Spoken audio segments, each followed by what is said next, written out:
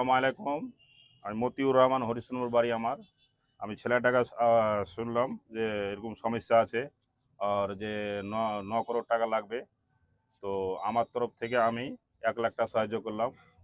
আর মানে আপনারাও একটু দেখেন, 500, 1000, 100 যা পারবেন আপনারা দেন, হেল্প করে। সেই পাখির জন্য আমরা এসেছি, আপনাদের কাছে ভিক্ষা করছি যে আপনার এর জন্য কিছু করুন। এবং আমাদের মাননীয় মতিউর রহমান সাহেব আজকে যেটা হচ্ছে দিচ্ছেন এবং ওনার আছেন, পরবর্তীতে আবার ইনি করবেন। রাখেন আপনি এটা। আর আরেকটা হচ্ছে খবর, আমি খবরটা আজকেই দিলাম। আমার কথা যখনই শুনেছে তখনই একদম ছুটে চলে এসছে। একদম আগে হয়তো অত জেনেছিল, বাট অতটা বুঝতে পারেনি যে শামসি এলাকায়। বাট আমি বলেছি, আমার কথা শুনে দাদা খুব আগ্রহ হলো, বললো কি যে না, এরকম মানুষকে সাহায্য করা দরকার। তো যাই হোক, দোয়া করবেন।